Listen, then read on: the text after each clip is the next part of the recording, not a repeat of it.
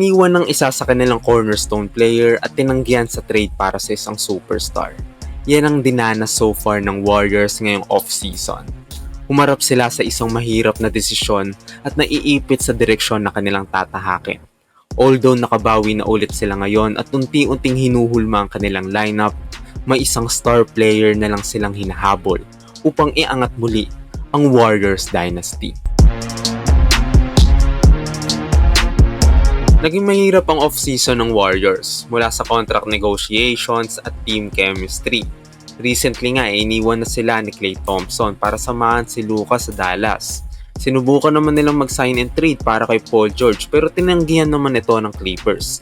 Kaya nagdesisyon na lang si PG-13 na pumunta sa Philadelphia kasama si Joel Embiid. Mula noon humanap na ng paraan ng Warriors para paligiran si Curry ng mga quality players. Diyan nga nila kinuha si DeAnthony Melton, isang defensive combo guard. Kyle Anderson na isang playmaking forward na matinik din sa depensa. Tapos ang pinaka-latest, ito ang si Buddy Hield na isang malupit naman na shooter. Ayos tong mga moves na to, tatlong solid role players na malaki ang matutulong sa depth nila. Pero kung may napatunayan man ng Warriors from the past 2 seasons, ito yung hindi na sapat ang role players lang around kay Steph. Tumatanda na rin kasi ito. At hindi na natin alam kung anong magiging level niya going into next season.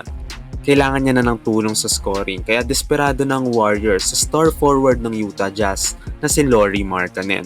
Kung titignan, perfect player itong si Lauri sa sistema ni Steve Kerr. Lethal shooter, kaya gumawa ng sarili niyang play, gumagalaw off the ball, isang 7-foot skilled player. Last season nga umaverage to ng 23.3 points, 8 rebounds, and 40% 3-point shooting sa tres. Ayos na ayos, 27-year-old lang. Kaya malaki pa ang magiging potensyal para mag-grow sa sistema ng Warriors. So far, ay ongoing pa rin ang discussions ng both parties, ng Jazz at ng Warriors para kay Markkanen.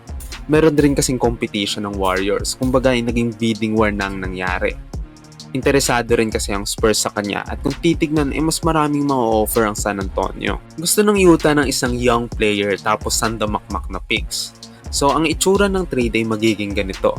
Lauri Markkanen para kay Jonathan Kuminga, Gary Payton at 4 na first round picks. Oo, ganyan kadami dahil yan sa nangyaring trade kay Mikal Bridges, kung saan nakakuha ang Nets ng 5 first round picks para sa kanya.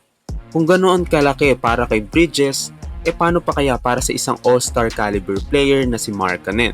May history din ng Jazz na manguha ng ganitong karaming picks katulad ng mga trades nila kay Donovan Mitchell at Rudy Gobert, kung saan nakakuha sila ng 10 first round picks combined. Kaya ibebenta talaga ng Warriors ang kanilang future para dito kay Lauri.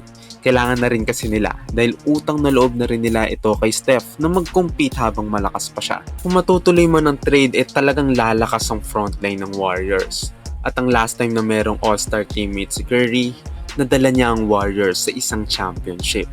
Kaya naman kung matutuloy ito, dadagdag ang Warriors sa mahabang listahan ng mga contenders sa Western Conference.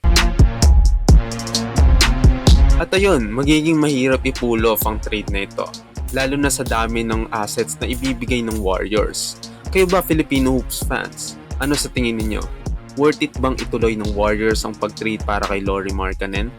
Comment below at huwag kalimutang mag-subscribe sa ating channel pati na rin sa ating TikTok and Facebook pages.